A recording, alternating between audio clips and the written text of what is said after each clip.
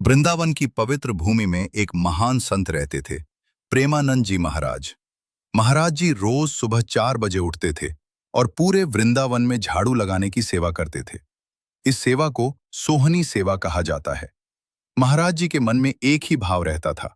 वे सोचते थे कि पूरा वृंदावन राधा रानी और श्री कृष्ण का स्वरूप है। इसलिए वे बहुत प्रेम से धीरे धीरे झाड़ू लगाते थे। झाड़ू लगाते समय महाराज जी हमेशा ब्रज की पवित्र रज में राधा रानी के चरण चिन्ह ढूंढते रहते थे।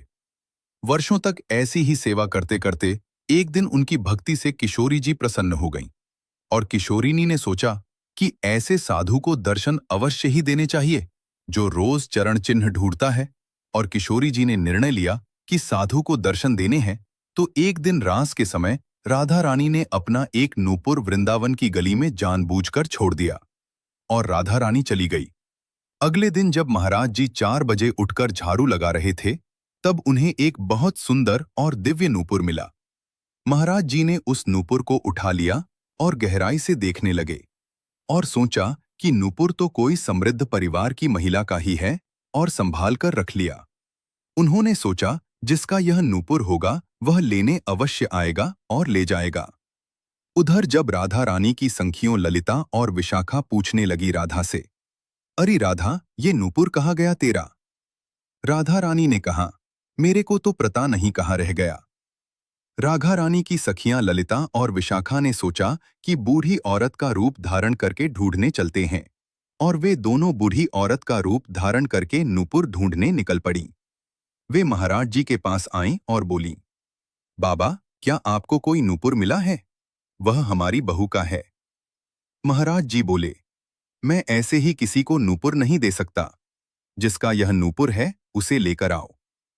सखियां वापस राधा रानी के पास गईं और बोलीं, आपका नूपुर एक बाबा के पास है, वो आपको बुला रहे हैं। तब राधा रानी ने कहा, चलो चलते हैं। तब राधा रानी ने एक बहू का रूप धारण किया और सखियों के साथ महाराज जी के पास आ गईं और आकर खड़ी हो गई। महाराज जी बोले, मेरी आंखें कमजोर हैं, मैं दूर से नहीं देख सकता, पास आकर अपने चरण दिखाओ। तो ललिता विशाखा बोली, बाबा, आप हमारी बहू के पैर स्पर्श क्यों करोगे? आपको शर्म नहीं आती? तो महाराज जी बोले, मेरी आंखें कमजोर हैं। फिर बहू महाराज जी के पास आईं। जैसे ही महाराज जी ने उनके चरणों को स्पर्श किया, उन्हें साक्षात किशोरी जी के दर्शन हो गए। महाराज जी भाव विभोर होकर राधा रानी के चरणों से लिपट गए और महाराज जी बोले, आप कोई बहू नहीं हो, आप साक्षात राधा रानी हो। राधा रानी उनकी भक्ति से प्रसन्न हो गईं। उन्होंने अपने नूपुर से महाराज जी के मस्तक पर एक दिव्य चिन्ह बना दिया और राधा रानी चली गई। जब महाराज जी आश्रम वापस आए तो उनके गुरुजी ने वह नया चिन्ह देखा।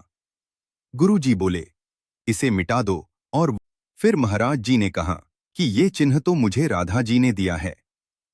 गुरु ने कहा, हमको तो कभी राधा रानी ने दर्शन ही नहीं दिया, आपको भी ये चिन्ह नहीं दे सकती राधा रानी। और अब जाओ, इसको मिटा कर आओ।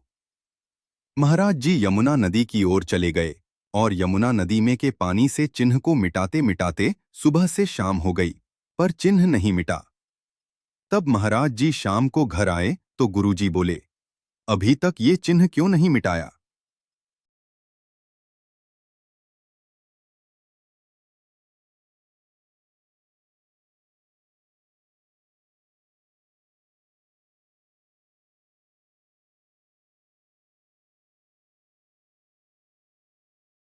घर आए तो गुरुजी बोले, अभी तक ये चिन्ह क्यों नहीं मिटाया? महाराज जी ने कहा, यमुना जल से उस चिन्ह को मिटाने की बहुत कोशिश की, लेकिन यह दिव्य चिन्ह मिटा ही नहीं।